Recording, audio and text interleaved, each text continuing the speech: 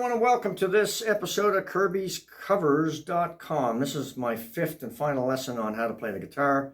I've had 4 previous lessons, and I'll put some links down below if you're brand new here at the channel.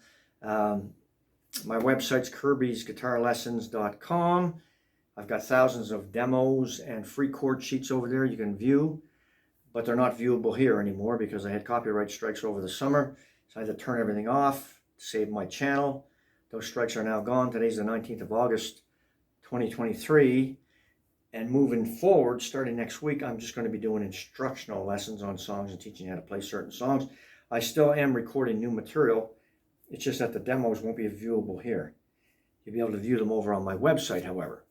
So, just to talk about a couple of things before we get into today's lesson, which is basically how do I take songs apart and build arrangements is what I've been asked to do a 5th lesson on.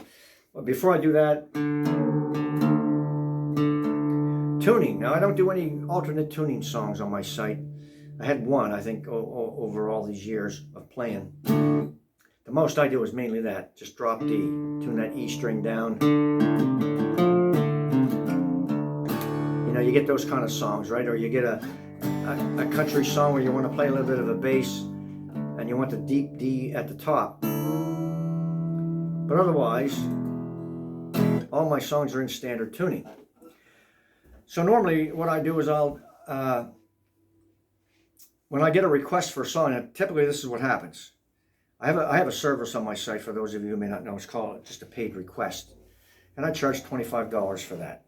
So you're going to pay me $25 to teach you how I would play a specific song. Now with that you get 8 freebies, so you really get 9 lessons for $25, but the one that you're really interested in is the one that you're paying me for. And when that's all done and I send you the video link and send you the chord sheet, then you can send me back 8 links or 8 titles from my website of thousands of songs over there. You can say, I want these 8 freebies, and I'll send you the download links and you can download the videos and the chord sheets. And that's how that works. So it's 9 for 25 really, but initially what somebody will do is say, I have a particular song and I'm trying to learn. I can't figure out the rhythm, can't figure out this, that, the other thing. Can you build me a lesson on it? And I'll listen to it. So I'll go listen to the lesson first pass, and if I can do it, I'll invoice you for $25. They go to PayPal. Don't send me a credit card number, for crying out loud. PayPal is a secure transaction. Most people pay with credit cards over there, or they use money out of their PayPal account and pay the invoice that I send them. But that's how it's done. And then once I get that, I'll go in and grab not the chords, but the lyrics to the song off of Google, and I'll stick them on a blank text file on my computer screen, which is sitting right below this video as I'm talking to you now, into a camera, a cell phone, by the way. I don't have any equipment. I never ever had any mixer, microphones, and none of that. It's always been just me talking into a camera. And I've had a fire recently, so I lost a bunch of stuff. I've been in hotels for 2 months, and in a rental here now for maybe another year, I'm told now, because of what happened. The electricians screwed up over there and they've messed things up.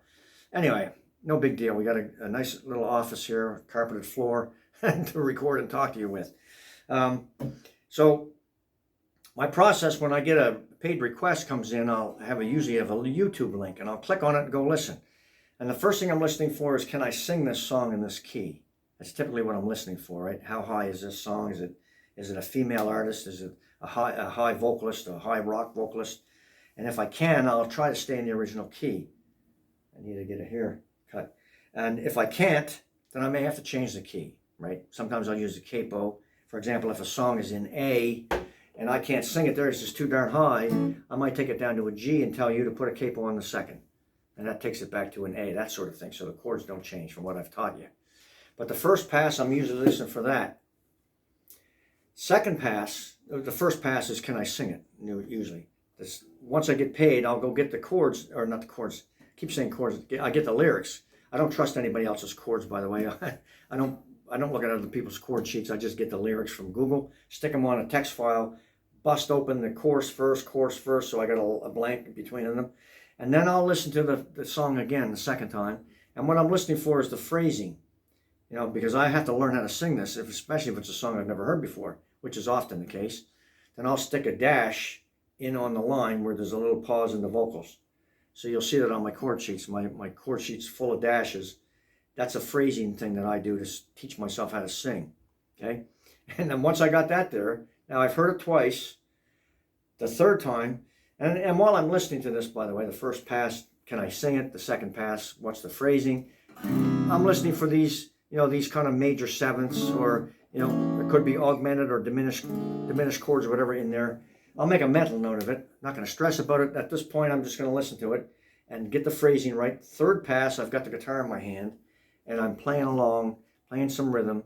Usually when I hear a song for the first time, it's usually a rhythm pattern that I've heard 1,000 times already, right? I rarely get tripped up with a rhythm pattern because I've played so many songs and recorded so many songs, I can pretty much pick it out what I need to do here, okay? So the third time I'm playing along with it.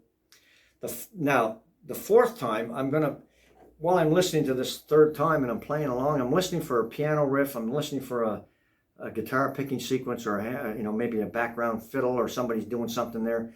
Can I grab that and blend it in? So on the fourth pass, when I'm playing along, I'm going to go back and see if I can grab a couple things and put them in there. Or if I need to do a picking break, I need to work out an arrangement of what I'm going to do. Now, I'm not a lead player. I'm a pretty solid rhythm player, but I don't class myself as a lead player, but I try to play some lead now and then and blend it in. But I'm not going to sit there for 30 seconds and play a bunch of lead, right? My goal is to teach rhythm from start to finish and blend in these background instruments, or play bass while I'm playing rhythm, or play a piano riff, or play some arpeggio here and there and blend that in. That's typically what I do. And then if a fifth pass is needed, I'll play it along for the fifth time from start to finish with the recording that I'm listening to. And by this point, I'm either humming or singing along with the artist. And when I'm done, that's usually it. Now I'm ready to record. I got my camera on the stand. I'll hit record. Hello, my name is Kirby, and today we're going to go through blah, blah, blah. Pause. Record.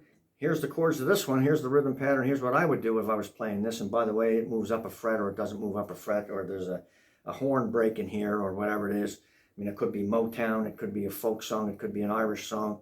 It could be a gospel or Christmas song. It could be country or rock or blues. I've played all these different styles, bands, big band sounds in the 20s and 30s and so on. So I've covered over almost 4,000 songs in all these different genres. I got over 950 artists that I've covered. Some of them are just one song, and some of them are over 100 songs, like Elvis and Don Williams and the Beatles. All right, so I've got all those demos, all those chord sheets available on my site. My cost over there is a couple of bucks, so you can get it as low as $1 a piece for a song or a lesson. Actually, as low as 50 cents if you bought a bulk. But anyway, that's the process.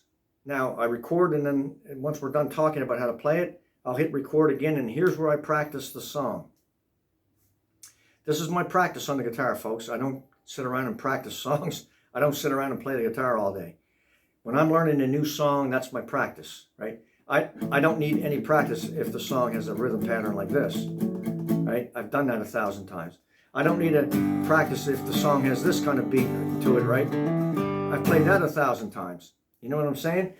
So the practice for me comes in when I'm doing the recording of the lesson. And like I said, most rhythm patterns I've covered so many times that I don't need to worry about that. But, I'll practice it if I need to. Usually it's the phrasing or the picking of something that needs practice. And sometimes when I do my third recording, I'll get it the first take. And sometimes I may have to take 15 or 20 times, because it could be a dog barking, the guy outside mowing his lawn, UPS is ringing the doorbell with a package, or I just screwed it up. I forgot a word, forgot a line, my voice, I missed some notes, or whatever. Right? So I'll just keep doing it until I get it right. Once it's done, I package it up, put it on my computer, build a lesson, send it to the customer, send the chord sheet over, and then I chop off the end to make a demo, post it on YouTube, turned off so you don't see it. I grab the code, put the code over on my website, and that's it. Normally I would turn the code on. Normally I would turn it on YouTube, but because of copyright issues this past 3 months, this is the second time this has happened, almost lost my channel. I said, that's enough, we're not doing that anymore. So going forward, starting next week, I'm going to be teaching you how to play songs on the guitar without doing any singing. Right? So if you want to watch me teach you how to play certain songs, country, blues, folk, whatever, rock, I'm going to have a mixed bag, old and new. You'll be able to just subscribe to my channel if you feel like that is going to be of any benefit. And I'll be posting those starting next week on Monday, the 21st of August, 2023. But that's the process that I use here to take apart a song, make an arrangement, and build a lesson. And hopefully that was valuable to you.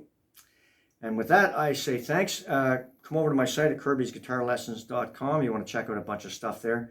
I have a Facebook channel that I post to. Kirby's Covers is the name of the Facebook channel. And I do post over there demos. That's where my demos are normally now. I don't have them all there, but I try to post every night a different one, and old and new. And I have been recording this past 3 months since my copyright strikes and turned everything off. So I have a link on my homepage of the latest 100. If you want to go and take a look at that page, and you can watch the demos from, click the link and watch the demos from that. But each week I'm putting new songs on there. I have a newsletter I send out every 2 weeks to let you know what's new. If you want to sign up for that, it's on the homepage over there as well at kirbysguitarlessons.com. So that's it. Thanks for your time, folks, and we'll talk to you again soon.